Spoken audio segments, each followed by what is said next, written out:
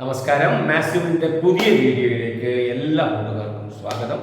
ഇന്ന് നിങ്ങൾക്ക് പരിചയപ്പെടുത്തുന്നത് വേർഡ് അനലോഗ് ക്വസ്റ്റ്യൻസ് ആണ്. അനലോഗ് ക്വസ്റ്റ്യൻസ് ഒറ്റ നോട്ടത്തിൽ കാണുമ്പോൾ വളരെ എളുപ്പമാണ് നമുക്ക് തോന്നാം. പക്ഷേ അതിൻ്റെ സൂക്ഷ്മമായി ഓരോ കാര്യങ്ങളും വ്യക്തമായി മനസ്സിലാക്കി ചെയ്തിട്ടില്ലെങ്കിൽ നമുക്ക് തെറ്റുപറ്റാൻ സാധ്യതയുണ്ട്. അപ്പോൾ വ്യത്യസ്ത രീതിയിലുള്ള ചോദ്യങ്ങൾ പരിചയപ്പെടുത്തിക്കൊണ്ടുള്ള വീഡിയോ ആണ്. ആദ്യം മുതൽ അവസാനം വരെ കണ്ട് കാര്യങ്ങൾ മനസ്സിലാക്കുക. ഈ ചാനൽ ആദ്യമായി കാണുന്നവർ സബ്സ്ക്രൈബ് ചെയ്യാൻ മടി കാണിക്കരുത്. വീഡിയോ ഇഷ്ടമായാൽ ലൈക്ക് ചെയ്യാനും ഷെയർ ചെയ്യാനും മറക്കരുത്. നമുക്ക് നേരിട്ട് ക്ലാസ്സിലേക്ക്. വേർഡ് അനലോഗുമായി ബന്ധപ്പെട്ട ചോദ്യങ്ങളാണ് ഇന്ന് പരിചയപ്പെടുന്നത്. അപ്പോൾ ഈ ഇതിലത്തെ ചോദ്യങ്ങൾ ചെയ്യുന്നതിന് നമ്മൾ മുന്നിൽ അറിഞ്ഞിരിക്കേണ്ട കാര്യങ്ങൾ എന്തൊക്കെയാണെന്ന് പറഞ്ഞുതരാം.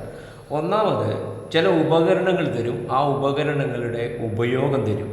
അപ്പോൾ അതുമായി ബന്ധപ്പെട്ട് നമ്മൾ കാര്യങ്ങൾ അറിഞ്ഞിരിക്കണം. ഓരോരോ ഇപ്പോൾ ഉദാഹരണം നമ്മൾ പറയുകയാണ് എങ്കിൽ തെർമോമീറ്റർ, അത് ടെമ്പറേച്ചർ മെഷർ ചെയ്യുന്നതിന് വേണ്ടിയിട്ടാണ്. അപ്പോൾ അങ്ങനെയുള്ള ചില കാര്യങ്ങൾ അറിഞ്ഞിരിക്കണം. പിന്നെ നമ്മൾ അറിയേണ്ടത് ചില രാജ്യങ്ങളുടെ നാണയങ്ങൾ ഏതൊക്കെയാണ് എന്നറിയിക്കണം. രാജ്യങ്ങളുടെ നാണയങ്ങൾ മാത്രമല്ല, ആ രാജ്യങ്ങളുടെ തലസ്ഥാനം, ക്യാപിറ്റൽ ഓഫ് ദി കൺട്രിയും കൂടെ നമ്മൾ അറിഞ്ഞിരിക്കണം.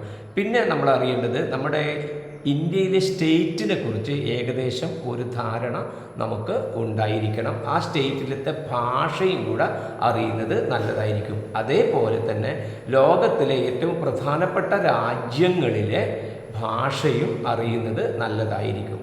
അതുപോലെ തന്നെ ഗ്രന്ഥകാരന്മാർ, ഓതേഴ്സ്, അവരുടെ ബുക്കുമായിട്ട് ബന്ധപ്പെട്ടിട്ടുള്ള കാര്യങ്ങൾ അറിയുന്നത് നല്ലതാണ്. അതേപോലെ നമ്മൾ പറഞ്ഞിരിക്കുന്ന മാത്തമാറ്റിക്സിലെ പ്രിലിമിനറി ആയിട്ടുള്ള ചില കാര്യങ്ങൾ, ഉദാഹരണം സ്ക്വയറിനെ കുറിച്ചിട്ട് അറിയണം, ക്യൂബിനെ കുറിച്ചിട്ട് അറിയണം, സർക്കിളിനെ കുറിച്ചിട്ട് അറിയണം. ഇങ്ങനെയുള്ള ചില കാര്യങ്ങളും കൂടെ നമ്മൾ അറിഞ്ഞ് ഇരിക്കണം. എങ്കിലേ നമുക്ക് ഇതുമായി ബന്ധപ്പെട്ടിട്ടുള്ള ചോദ്യങ്ങൾ വളരെ എളുപ്പത്തിൽ ചെയ്യാൻ കഴിയുകയുള്ളൂ. അപ്പോൾ ആ കാര്യങ്ങൾ അറിയുക. അപ്പോൾ ഉദാഹരണം ഞാൻ ഒന്നുകൂടെ പറയാം. ഉപകരണങ്ങൾ എന്തിനുപയോഗിക്കുന്നു എന്നറിഞ്ഞിരിക്കണം. അതേപോലെ തന്നെ രാജ്യങ്ങളുടെ തലസ്ഥാനങ്ങൾ, രാജ്യങ്ങളിലെ നാണയങ്ങൾ എന്താണെന്ന് അറിഞ്ഞിരിക്കണം.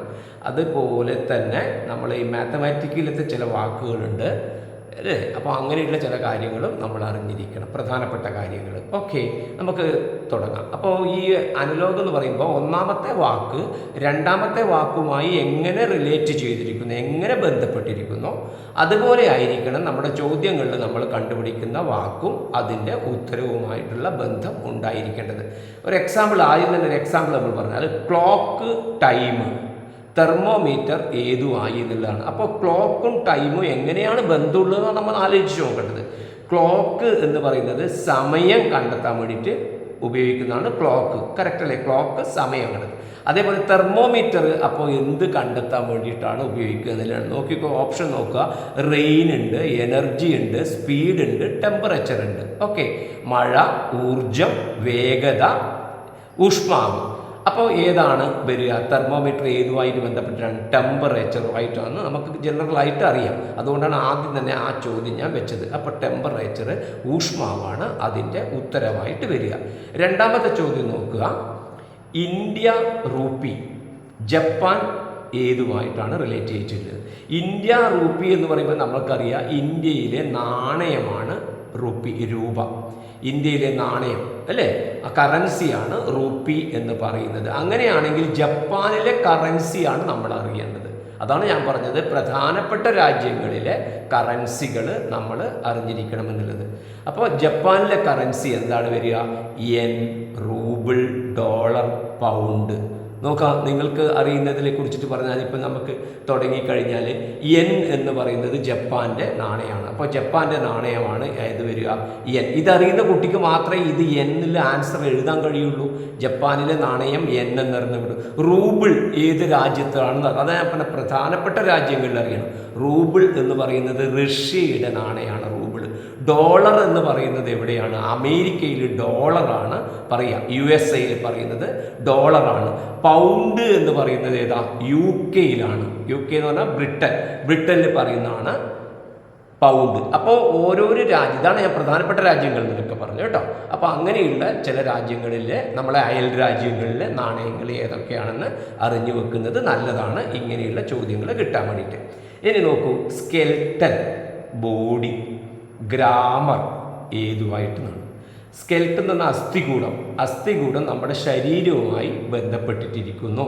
അപ്പോൾ ഗ്രാമർ ഏതുമായിട്ട്, അപ്പോൾ നമുക്ക് ശരീരത്തിൻ്റെ ബോഡിയുടെ ഏറ്റവും പ്രധാനപ്പെട്ടതാണ് ഇത് സ്കെൽട്ടൻ. ബോഡിയുടെ പ്രധാനപ്പെട്ട ഒരിതാണ് ഏത് വരിക, സ്കെൽട്ടൻ വരിക. അപ്പോൾ ഏതിൻ്റെ ഏറ്റവും പ്രധാനപ്പെട്ടതായിരിക്കും, ഗ്രാമർ എന്നാണ് നമ്മൾ കണ്ടുപിടിക്കുക. നോക്കുക, എഡ്യൂക്കേഷൻ, ലാംഗ്വേജ്, ഓപ്പോസിറ്റ്, മീനിങ്. എന്താണ് അർത്ഥം?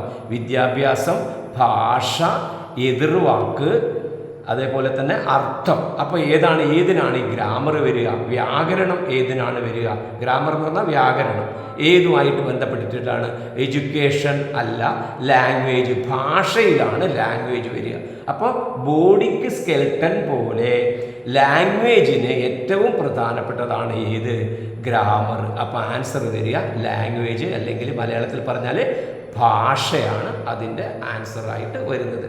ഓക്കെ, ഐഡിയ മനസ്സിലായല്ലോ. അപ്പോൾ ഇങ്ങനെ ഇങ്ങോട്ട് പറയുന്ന റിലേഷൻ പോലെ തന്നെ ഇങ്ങനെ ഇങ്ങോട്ട് പറയുന്ന റിലേഷൻ വന്നാലും നമുക്ക് ആൻസർ കണ്ടുപിടിക്കാം. ഓക്കെ, ബോഡി സ്കെൽട്ടൻ, പ്രധാനപ്പെട്ട ബോഡിയുടെ ഏറ്റവും ഇതാണ് സ്കെൽട്ടൻ. ബോഡിയിൽ സ്കെൽട്ടൻ ഉണ്ടാകുന്നത് പോലെ ലാംഗ്വേജിന് എന്താണ് പ്രധാനപ്പെട്ടത്? ഏതാണ്? ഗ്രാമറാണ് വരിക. അപ്പോൾ ലാംഗ്വേജിൻ്റെ സ്കെൽട്ടൺ ആണ് ഏത്? ഗ്രാമർ എന്ന് പറയുന്നത്. ഓക്കെ, ഇപ്പം ഐഡിയ മനസ്സിലായല്ലോ. Camel, dessert. ഷിപ്പ് എവിടെ? നോക്ക്, കേമൽ എന്ന് പറഞ്ഞാൽ അറിയാം ഒട്ടകമാണ്, ഡിസേർട്ട് എന്ന് പറഞ്ഞാൽ മരുഭൂമിയാണ്. അപ്പോൾ ഒട്ടകം മരുഭൂമിയിൽ എങ്കിൽ കപ്പൽ എവിടെ വരുന്നു എന്നുള്ളതാണ്, ഷിപ്പ് എവിടെ വരുന്നു എന്നുള്ളതാണ് ചോദ്യം. ലാൻഡ് കരയാണ് ഉദ്ദേശിക്കുന്നത്, ഓഷ്യൻ സമുദ്രം, മൗണ്ടെയിൻ പർവ്വതം, ഫോറസ്റ്റ് വനം. അപ്പോൾ സിമ്പിളാണ്. എവിടെയാണ് വരിക? ക്യാമൽ അല്ലേ, മരുഭൂമിയിൽ ഒട്ടകം കാണുന്നത് പോലെ എവിടെയാണ്? സമുദ്രത്തിലാണ് എന്തുണ്ടാവുക? ഷിപ്പ് ഉണ്ടാവുക. ഓഷ്യനിലാണ് കപ്പൽ ഉണ്ടാവുക അല്ലേ. അപ്പോൾ ആൻസർ വരുന്നത് ഓഷ്യൻ. ഓക്കെ, ഇപ്പോൾ ഐഡിയ കൃത്യമായി മനസ്സിലായല്ലോ. അയേൺ, മൈൻ, പാഡി എങ്ങനെയാണ്? അപ്പോൾ ഈ അയേണും മൈനും തമ്മിലുള്ള ബന്ധം, അയൺ എന്ന് പറഞ്ഞാൽ ഇരുമ്പ്, മൈൻ എന്ന് പറഞ്ഞാൽ ഖനി.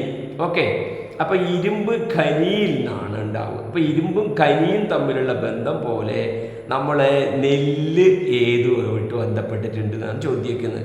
ഇരുമ്പ് ഖനിയിൽ നിന്നുണ്ടാവുന്നത് പോലെ പാഡി എവിടെ നിന്നുണ്ടാവുന്നു? പറയാം, ഈസി അല്ലേ? നോക്കുക, അഗ്രികൾച്ചർ, ഷോപ്പ്, ഫാക്ടറി, ഫീൽഡ് അല്ലേ.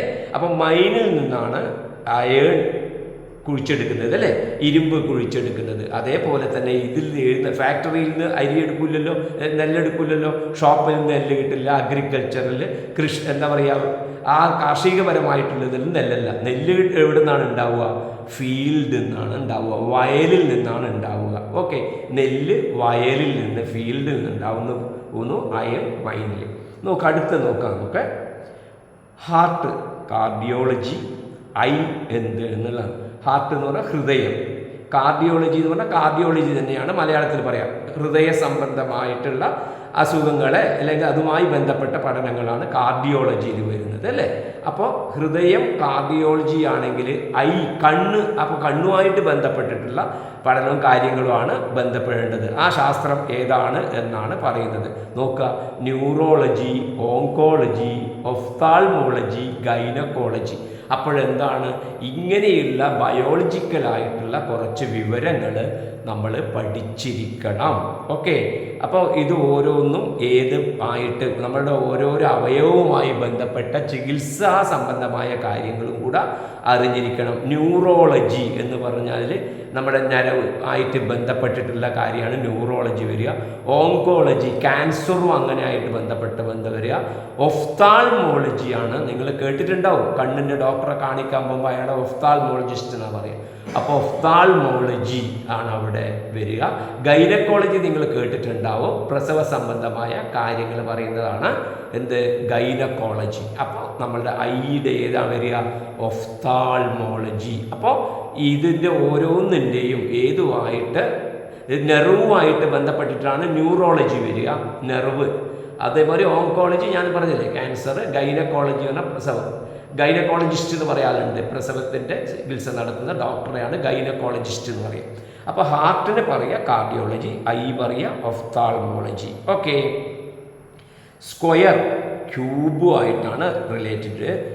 സർക്കിൾ ഏതുമായിട്ട് എന്ന് പറഞ്ഞാൽ സമചതുരം സമചതുര കട്ടയായിട്ടാണ് ബന്ധം പറഞ്ഞത്. സർക്കിൾ ഏതുമായിട്ടാണ് ബന്ധം? സമചതുര കട്ട എന്ന് പറഞ്ഞാൽ ഇത് സമചതുരം എന്ന് പറഞ്ഞാൽ നിങ്ങൾക്കറിയാം. സമചതുരം എന്ന് പറഞ്ഞാൽ 4 സൈഡും ഒരേപോലെയുള്ളതിനാണ് സമചതുരം എന്ന് പറയുക.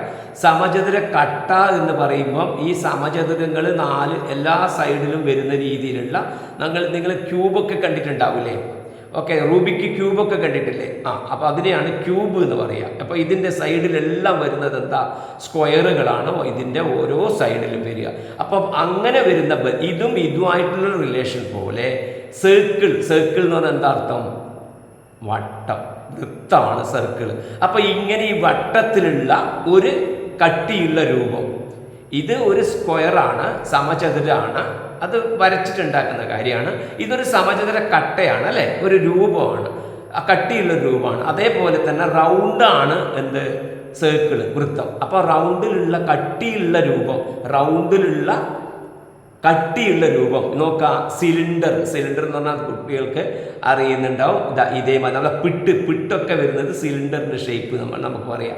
സ്പിയർ എന്ന് പറഞ്ഞാൽ ബോളിൻ്റെ ഷേപ്പിൽ, ഫുട്ബോളൊക്കെ ഇല്ലേ? അപ്പോൾ കട്ടിയുള്ള രൂപം. അപ്പോൾ ഏതാണ് ആൻസർ വരിക? ഗോളം. ഈ രൂപം സ്പിയർ, ഗോളം എന്ന് പറയാം. സിലിണ്ടറിനെ വൃത്തസ്തംഭം എന്ന് മലയാളത്തിൽ പറയും. ഓക്കെ, സ്പിയർ, ഗോളം. സെമി സർക്കിൾ എന്ന് പറഞ്ഞാൽ പകുതി സർക്കിളായിട്ട് വരുന്നതാണ്, പകുതി വട്ടമായിട്ട് വരുന്നതാണ് സെമി സർക്കിൾ. എലിപ്സ് എന്ന് പറഞ്ഞാൽ ദീർഘവൃത്താണ്. ദീർഘവൃത്തം എന്ന് പറഞ്ഞാൽ എന്താ അർത്ഥം? ദീർഘവൃത്തം എന്ന് പറഞ്ഞാൽ ഈ മോഡൽ വൃത്തം വരുന്നത്. ഓക്കെ, നമ്മുടെ വെള്ളരിക്കലിൻ്റെ മാതിരി വരുന്നതാണ് എലിപ്സ് എന്ന് പറയുന്നത്. ഓക്കെ, അപ്പോൾ ഇവിടെ എന്താണ് വരിക? സ്പിയർ ആണ് ഇവിടെ ആൻസർ വരിക. ഐഡിയ മനസ്സിലായല്ലോ? ഓക്കെ, സമചതുര കട്ട. ഈ സർക്കിൾ വരുമ്പോൾ അതിൻ്റെ വരുന്നത് സ്പിയർ ഈ മോഡലിൽ വരുന്നതാണ് വരിക. ഇനി നോക്ക്, ഡോക്ടർ, പേഷ്യൻ്റ്, ലോയർ ഏത്? നോക്കിയാൽ ഡോക്ടറും രോഗിയും, അതേപോലെ വക്കീല് ആരുമായിട്ടാണ് ബന്ധം എന്നുള്ളതാണ് ചോദ്യം. അപ്പോൾ നോക്കുക, ഡോക്ടർ രോഗിയാണെങ്കിൽ ഒരു ഡോക്ടർ രോഗിയാണ് എന്താ പറയുക, ചികിത്സിക്കുക, അവർ തമ്മിലാണ് ഇടപാട് നടത്തുക. അപ്പോൾ ലോയർ ആരുമായിട്ടാണ് ഇടപാട് വരുന്നതാണ്. അപ്പോൾ ക്ലയൻറ്റ് പറഞ്ഞാൽ കക്ഷി, ജഡ്ജ് എന്ന് പറഞ്ഞാൽ നിങ്ങൾക്കറിയാം, ജഡ്ജ് തന്നെ. മജിസ്ട്രേറ്റ് എന്ന് പറഞ്ഞാൽ മജിസ്ട്രേറ്റ് എന്നറിയാം. ക്ലർക്ക് എന്ന് പറഞ്ഞാൽ ഗുമസ്തൻ. അപ്പോൾ ഈ വക്കീല് ലോയർ എന്ന് പറഞ്ഞാൽ വക്കീലാണ്. ലോയർ ആരുമായിട്ടാണ് വരിക? ക്ലയൻറ്റ്, കക്ഷിയുമായിട്ടാണ് വരിക. ഈ എന്തെങ്കിലും ഒരു കേസ് വരുന്ന ആളെയാണ് ഈ കക്ഷി എന്ന് പറയുന്നത്. കക്ഷിയാണ് ആരെ കാണാൻ പോവുക? ലോയറെ കാണാൻ പോവുക. ക്ലയൻ്റാണ് ലോയറെ കാണാൻ പോവുക. അപ്പോൾ പേഷ്യൻ്റ് ആരെ കാണാൻ പോകും? ഡോക്ടറെ കാണാൻ പോകും. ഓക്കെ, അപ്പോൾ ഐഡിയ മനസ്സിലായല്ലോ? ഓക്കെ, ഇനി വെൽ, ഡെപ്ത്, വേർഡ് ഏത്? ഇത് കുട്ടികൾ തെറ്റിക്കാൻ സാധ്യതയുള്ള ചോദ്യമാണ്. വെൽ എന്ന് പറഞ്ഞാൽ കിണറാണ്, ഡെപ്ത് എന്ന് പറഞ്ഞാൽ ആഴമാണ്, വേർഡ് എന്ന് പറഞ്ഞാൽ വാക്കാണ്. അപ്പോൾ ഏതുമായിട്ടാണ്? വെല്ലിന്, കിണറിന് ആഴമായിട്ട് ബന്ധപ്പെട്ട് പറയുന്നത് പോലെ വാക്കിന് അതേപോലെയുള്ള ബന്ധമുള്ളത് ഏതാണ് വരികയാണെന്ന്? ലെറ്റർ. വാക്കിന് ലെറ്റർ ഒരു ആഴെന്ന് പറഞ്ഞ് പറയാൻ പറ്റുമോ? ഹൈറ്റ്, ലെറ്റർ, വേർഡിന് ഹൈറ്റ് ബന്ധമുണ്ടോ? വേർഡിന് സെൻറ്റൻസുമായിട്ടുണ്ടാകുമ്പം ഈ ആഴത്തിൻ്റെ ഒരു അർത്ഥം വരുമോ? വേർഡിന് മീനിങ് എന്ന് പറഞ്ഞാൽ എന്താ അർത്ഥം? അർത്ഥം. വാക്കിന് അർത്ഥം ഉള്ളത് ആഴത്തിലുള്ള വാക്കായിട്ട് വരും. അപ്പോൾ എന്താണ് വരിക? വേർഡിൻ്റെത് വരിക മീനിങ്. ഒന്നുകൂടെ ഞാൻ എക്സ്പ്ലെയിൻ ചെയ്യാം. കിണറിൻ്റെ ആഴം പോലെ അല്ലേ, കിണർ വലിയ ആഴമുള്ള കിണർ പോലെ വാക്കിന് വലിയ അർത്ഥമുള്ള വാക്കായിട്ട് വരുന്നതാണ്. അപ്പോൾ അർത്ഥമാണ് അതിന് വരിക. ഓക്കെ, ഇനി പെറ്റൽ, ഫ്ലവർ, ചാപ്റ്റർ ഏത് എന്നുള്ളതാണ്. ഓക്കെ, അപ്പോൾ ഈ പെറ്റൽ എന്ന് പറഞ്ഞാൽ ദളം, പൂവിൻ്റെ ദളങ്ങളില്ലേ? അപ്പോൾ ദളവും അതേപോലെ തന്നെ പൂവാണ് വരിക. ദളം, പൂവിന് എന്തുണ്ടാവും? ദളവും ഉണ്ടാവും. പൂവിന് ദളവും ഉണ്ടാവും. പൂവിൽ വരുന്നതാണല്ലോ ദളം. നമുക്ക് ഇങ്ങനെ ഞാനിപ്പോൾ ഇവിടെ വരച്ചാൽ ഇതിപ്പോൾ നമ്മളിപ്പോൾ ഒരു പൂവായിട്ട് എടുത്താൽ, ഇതിപ്പോൾ ഒരു പൂവായിട്ട് നമ്മൾ എടുത്താൽ പൂവിൻ്റെ ദളമാണിത്. അപ്പോൾ ദളമാണ് പൂവിന് വരുന്നത്. അങ്ങനെയാണെങ്കിൽ ചാപ്റ്റർ എങ്ങനെയാണ്, ഏതിനാണ് വരികയാണ്? ചാപ്റ്റർ എന്ന് പറയുന്നത് എന്താ അർത്ഥം? ചാപ്റ്റർ എന്ന് പറഞ്ഞാൽ അധ്യായങ്ങൾ ഏതിനാണ് വരിക? അധ്യായം വരുന്നത് ഏതിനാണെന്നാണ്. അതായത് ഇതള് വരുന്നത് പൂവിനാണ്. അപ്പോൾ അധ്യായം വരുന്നത് ഏതിനായിരിക്കും എന്നുള്ളതാണ്. അപ്പോൾ എന്താണ് വരല്? പെറ്റൽ, ദളം എന്ന് പറയുന്നത് പൂവിൻ്റെ ഒരു ദളം മാത്രമേ ആവുന്നുള്ളൂ അല്ലേ. ഈ ദളങ്ങളെല്ലാം കൂടിച്ചേർന്നതാണ് പൂവായിട്ട് വരിക. പെറ്റലുകൾ അല്ലേ, എല്ലാ പെറ്റലുകളും ചേർന്നതല്ലേ പൂവായിട്ട് വരുന്നത്. അതുപോലെ ചാപ്റ്ററുകൾ ചേർന്നിട്ട് വരുന്നത് എന്താണ് ഉണ്ടാവുക? ചാപ്റ്റർ ചേർന്ന പാരഗ്രാഫ് ആവുമോ? ഇല്ല. ചാപ്റ്റർ ചേർന്ന ബുക്കാവോ നോക്കുക, ചാപ്റ്റർ എന്ന ടൈറ്റിലാവോ നോക്കുക, ചാപ്റ്റർ എന്ന ഓതർ.